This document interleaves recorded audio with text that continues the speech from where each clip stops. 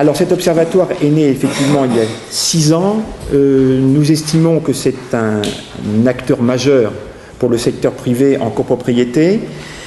Je vous rappelle en quelques mots notre représentativité. Nous avons 675 syndics de copropriété à la Chambre qui gèrent 300 millions d'euros de chiffre d'affaires. Cet observatoire avait un ton très particulier puisque cette année nous avons observé plus de 220 000 lots, 223 000 pour être précis, et c'est lié au fait que nous avons étendu cet observatoire au département des Hauts-de-Seine et du Val-de-Marne, puisque jusqu'à présent il ne concernait que Paris.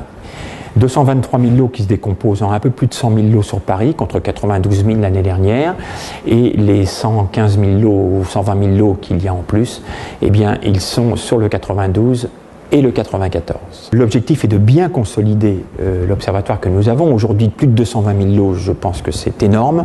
C'est une représentativité qui a tout son sens. Et donc, à partir de l'année prochaine, je pense qu'on va plutôt consolider. On s'est aperçu à ce titre que les départements du 92 et du 94 se différenciaient de Paris sur un certain nombre de domaines, comme Paris se différencie bien souvent de sa banlieue.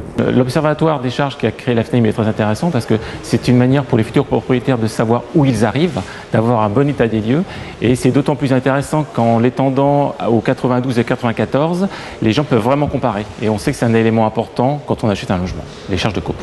Ce qui m'a marqué, c'était la hausse des travaux engagés par les copropriétés, qui prouve que les copropriétés sont engagées dans la rénovation énergétique des immeubles. On a vu une hausse importante. Maintenant, il faut voir si dans les autres années, cet effort va se poursuivre, parce qu'on sait que c'est là où se joue. Il faut améliorer l'isolation, et c'est des gros travaux qui vont être engagés et qui sont très coûteux. Il y a plusieurs choses qui ressortent de cette 6e édition. D'abord, pour nous, notre observatoire lui-même gagne en représentativité sur la région parisienne avec l'ouverture de 2 départements, le 92 et le 94. Il a aussi un taux de pénétration très, très élevé désormais, sans équivalent en fait en France, il faut bien le dire.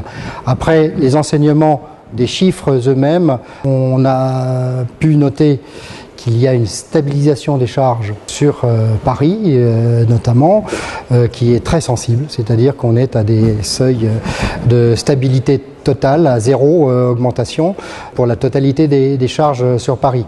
Et puis on a voulu mettre un focus après sur les honoraires de syndic pour démontrer qu'on n'est pas dans une dérive échevelée, mais qu'on est là aussi vers un secteur qui regagne en stabilité et en sagesse. Troisième enseignement qu'on a voulu faire sur ce point, c'est d'évoquer la part des travaux.